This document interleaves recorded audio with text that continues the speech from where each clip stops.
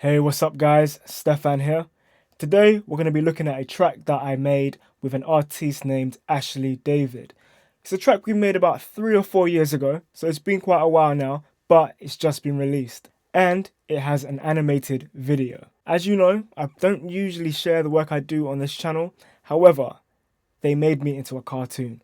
I mean, what kind of guy would I be if I didn't share this?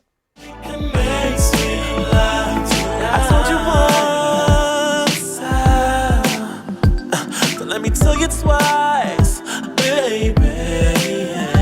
If you know what is best for you, ease out my zone. Don't just wanna poke you, there's more I can show you. I know that in you. I mean, I don't know about you, but to me, the resemblance is uncanny. I mean, spot on, mate. Spot on. So the video was actually made by Ashley David himself and his team of animators. So he's an animator, an artist and a singer, all encompassed into one. So it was great actually working with him and to see the process of how an animation is actually created. That was pretty cool. But what I want to focus on today is actually the music side of things and the process we went through in creating the music. So the creation of this track was quite an interesting one. Well, interesting to me. It was at the end of a studio session. I was just engineering, so I was just recording vocals, and at the end I just jumped on keys, and I just started playing this chord progression, and Ashley was like, "Oh, that sounds nice, that sounds dope."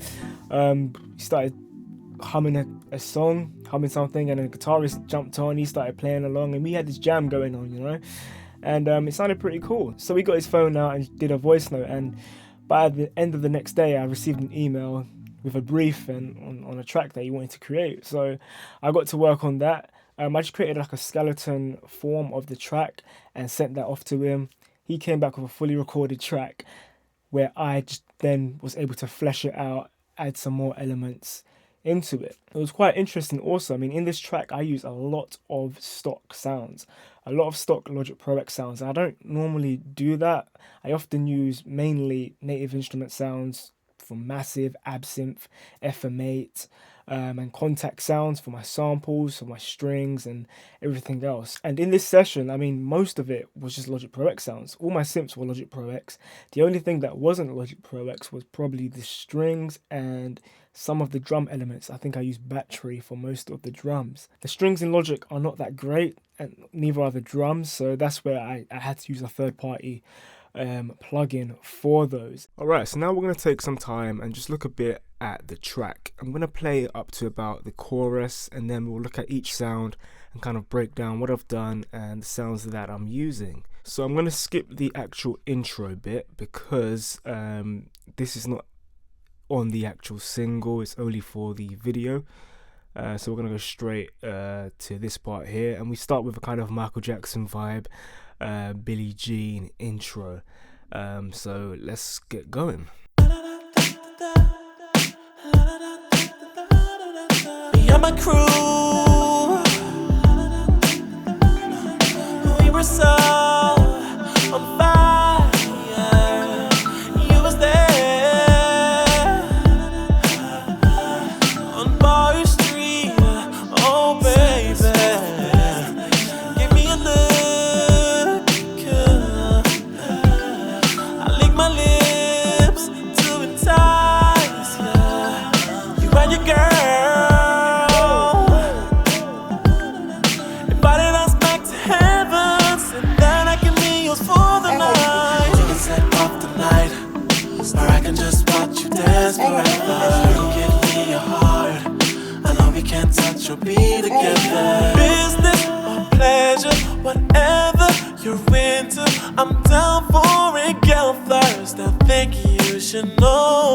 Don't bite your lips, 'cause I'll come running. Don't shake those hips, 'cause I'll keep coming.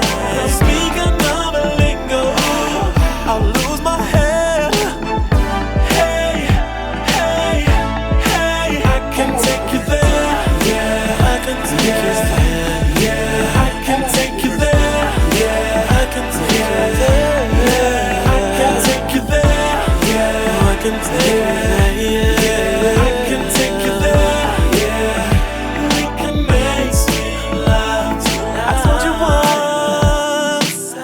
Okay, so what you heard there was the actual mixed version of the track, but as I break it down, I'm going to be playing back the actual original parts so you can kind of hear where it came from, and what we kind of brought it to in the end. I didn't actually mix this track myself. A guy named Sean Hypertone mixed these tracks, and I'll kind of talk to you about the process of handing him over these files anyway, so you can kind of see what the process is like when you're handing over stems to mix engineers, and the kind of process working with that mix engineer to kind of get the sound and the vision that you had in the first place.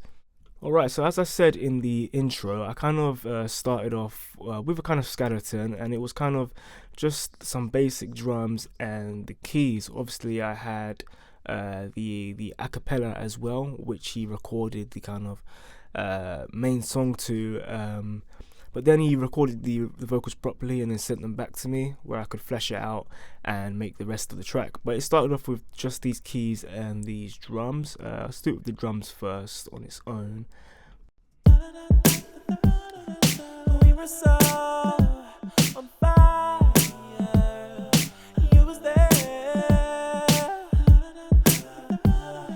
on Bar Street. Oh, baby. And the kind of brief I got before making this track was a kind of feel-good track, a bit like Drake. Is it I'm Coming Home, I think, is the one. So that's what I had in my mind when I was making this track. So it's very feel good, you know. It's got very round sounds and bright sounds in the track. Obviously I started with the keys, so let's bring that in now. Give me a look.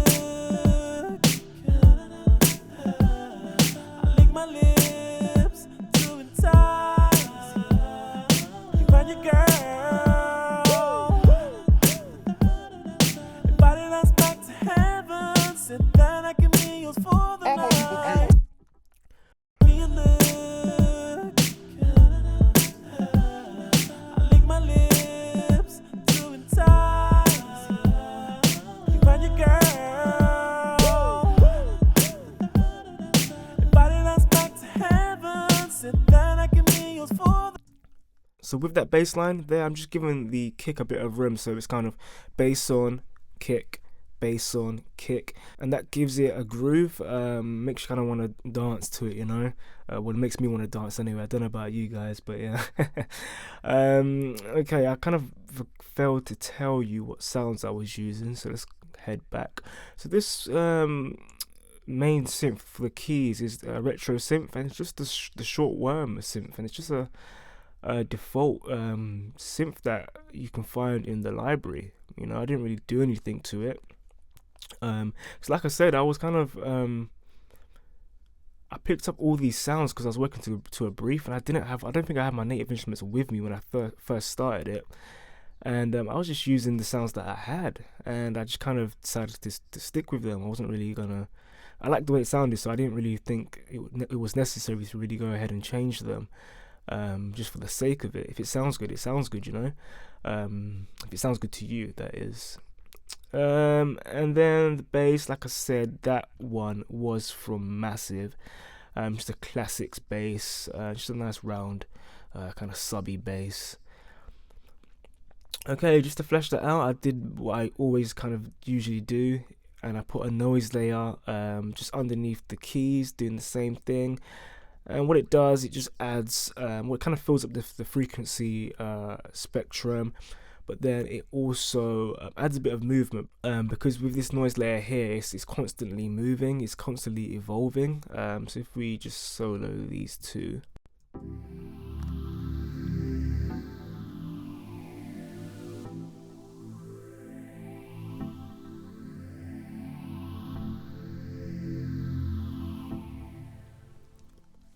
Now I have it quite loud in this track. I mean, obviously I didn't mix it, but right now it's quite loud. So I think in the final mix it's brought down in volume a bit, because you don't want it to be super noticeable. It just should be sitting in the background, and you kind of don't really notice it's there, but when you take it out, you do, you know. And it's just giving it the track that movement, so it's constantly moving. The track's not static.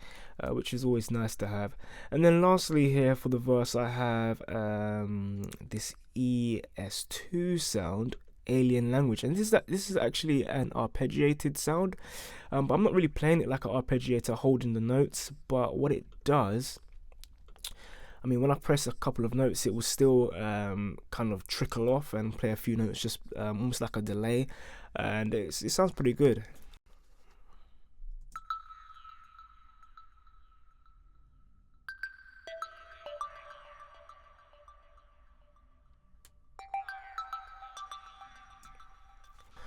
So yeah, it has a delay on it already, but I mean, with the arpeggiator, it's kind of changing the way it will sound a bit more. So it's got both the arpeggiated sound and the delay coupled together, which gives it quite a nice sound, just to have there in the background. And I mean, we're gonna get onto this a bit more, but you're probably thinking of if someone else mixed this track. I mean, I got all these processes on here already, and these kind of came default with Logic, with the actual sound anyway. So when you're in that kind of situation, you kind of have this decision to make whether to send the mix engineer the sound like this with all the effects on it, or to send it dry with nothing on it at all. And I mean, that would sound like this.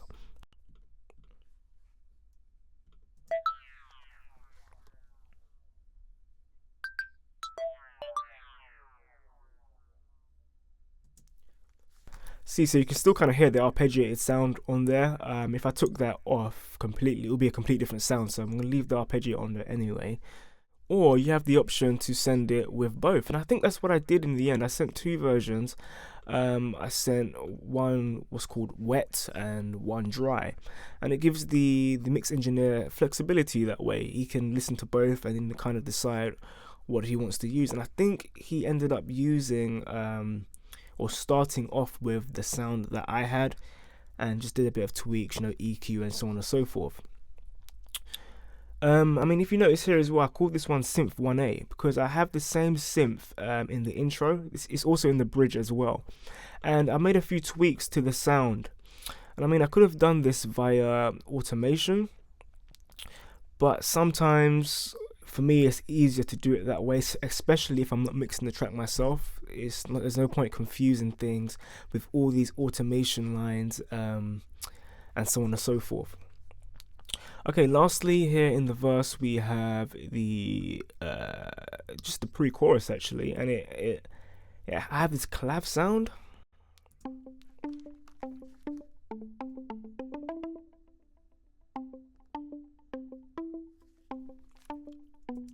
And I like to use this one when my intentions are to have a guitar playing this, but I ended up just leaving it in there with a clav. I don't know, I like the kind of texture it gave. Obviously it doesn't sound like a real guitar, and you can kind of tell it's supposed to be a guitar. But I mean, if you heard like the Neptune's early stuff, they got some real shocking sounding MIDI guitars in their track, and they got away with it, so why can't I, eh? Why can't I get away with it? So I left it in there anyway. Cool, and I mean that brings us, I got an effect here, and I can't remember which effect this is. Let's have a look. It's massive again, so not everyone would have these effects. Let's see what it was anyway. Blast off, wind up. Cool. And then we moved over to the chorus. And that's when I introduced a lot more sounds. I mean, I've got strings here. There's quite a few strings that I put together here. Each string is a kind of is playing a different role. Often I would break my strings down into a quartet, so 2 violins, a cello, and a viola. With this one here, it's kind of, I just used string presets that kind of had every string in it, every kind of string. But they're doing different things. So you got the first strings one playing this, and I'll play it with the actual vocal as well actually. Bite your lips, 'cause I'll come running. Don't shake those hips, 'cause I'll keep coming. Don't speak another lingo, I'll lose my head. Hey, hey, hey. Cool, and then the second strings. Bite 'cause I'll come running. Don't shake those hips, 'cause I'll keep coming. Don't speak another lingo, I'll lose my head. Hey, hey, hey, I can take you there. And lastly, the third strings. Bite your lips, 'cause I'll come running. Don't shake those hips, 'cause I'll keep coming. Don't speak another lingo, I'll lose my head. Hey, hey, hey, I can take you there. Cool, so then I added this synth brass to the mix. Bite your lips, 'cause I'll come running. Don't shake those hips, 'cause I'll keep coming. Don't speak another lingo, I'll lose my head. Hey, hey, hey, I can take you. Cool, so as you can see, again, it's just a standard Logic sound from Retro Synth that I used there. And lastly, I got, this is the clav again actually, playing what a guitar should play. I did get a guitarist in the end actually, which you will see over here. I got an electric guitarist playing, but I ended up just leaving the clav, what I did in there. I liked it, so I left it. Cool, so let's hear that together. Bite your lips, 'cause I'll come running. Don't shake those hips, 'cause I'll keep coming. Don't speak another lingo, I'll lose my head. Hey, hey, hey, I can take you there. Cool, so as you can hear with the bass in this part now, I've kind of opened it out. It's playing longer notes because it's the chorus now. It needs to sound a lot more fuller, and that's what this bass adds to the chorus. It fills it out a bit more.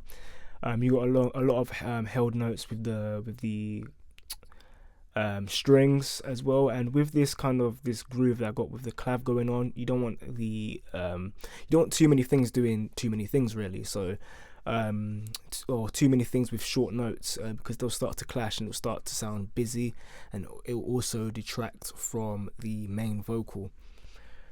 Of course, I mean the second verse is pretty much the same. I mean I added a lot more in the second half of the verse just to lift it. I like to do that in the second verse, so it's a bit more interesting. People don't get bored. You know, you don't want the same thing over and over and over again. Cool, so as I said, I added a guitar line in, and I got someone to play this for me. So let's have a listen.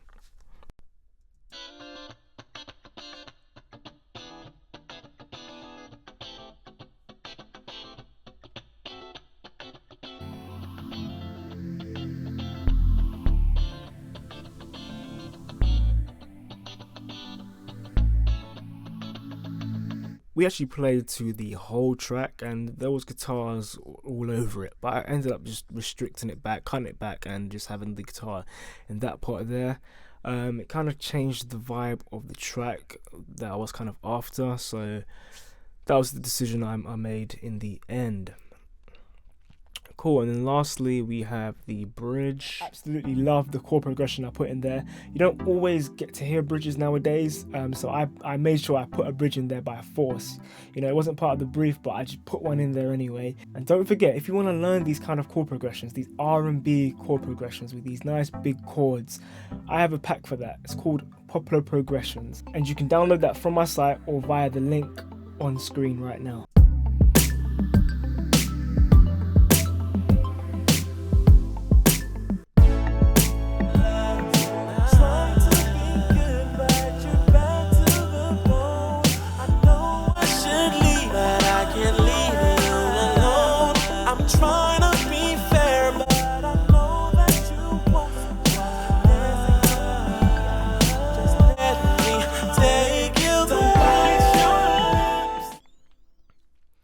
Cool, so that was the bridge, and that was pretty much it. I mean, at the end, I have this kind of outro where I drop some stuff out, but it's pretty much done after that. Let's play the outro anyway, because I quite like it.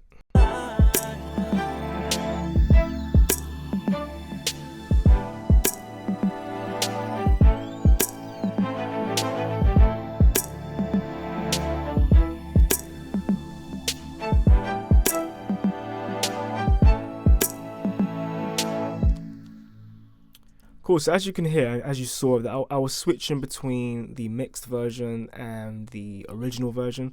I brought the volume of the mixed version just down because it's a lot louder than what you're hearing here. But the reason why I did that is so you can hear the difference, and what a mix can do for a track. And as you can see, all of my tracks are labeled. Now let me tell you, when I sent these stems over to this mix engineer, he couldn't thank me enough that these were actually labeled, because he was saying to me that he gets so many sessions and it's just all over the place, nothing's labeled. Then he has to spend a huge amount of time before he even gets to the mix finding out what sound is what and labeling it. You can imagine how frustrating that is, especially if you're unfamiliar with the track. You have to literally solo everything to find out what anything is. If this track has only 30 tracks in this track, that's without the vocals, because he got sent the vocals as well separately, and you heard how many harmonies that were in this track, and layers. So it could have been 60, 70 tracks this guy was handed. Imagine if none of them were labeled now. That is stress, You don't want to send your tracks to mixing engineers that way. So I say it's always important to label these stuff. And if you notice, I haven't labeled them what their actual sounds are. So for instance, let's take one of these, the keys. I could have labeled this short worm, but short worm doesn't mean anything to my mixing engineer. It means something to me, but he won't have a clue what that is. Let's take another example. Alien language. He'll be like, what the heck? What the heck is alien language, Steph? Come on, bro. So label these things that are universal, that will make sense. So synth 1, synth 2, strings 1, strings 2, it makes sense. I did the same with my drums. My drums actually are interesting one. You can only see kicks on the track, but if you go to the actual mixer, you will see that they are labeled and they do come out on separate tracks. So yeah, those are labeled as well. So it makes it super easy for the mix engineer to literally import the tracks into his whatever DAW he's using, and he was using Reaper actually. And then go to town on it. Another thing is, I was present during the mix, because I think it's important, because everyone hears things differently, and sometimes your mix engineer may have a better sort of idea in his head, and it's good to be able to be in that situation so you can converse, listen to what his ideas are, listen to him implement those ideas, and then kind of decide if this is in line with my vision, or this is better than what I kind of thought it should sound like, and then build it together. There are times where you can't always be there, but what I found is that I've sent stuff off to people before, and then I've got a track back that sounds completely different, for better or for worse. Another thing, if you're not going to be present, a good thing to do as well is to do a mix where, even if it's just levels, do a basic mix on where you think the levels should sit, so the mix engineer can kind of see, okay, this is important to this beat maker or this producer. He wants this to be prominent here, he wants this to be in the background here, and then he has a better idea of what he's doing, or what she's doing. Cool. That's pretty much it. I do have a video on preparing stems for a mix engineer, which you can see if you click on the link right now.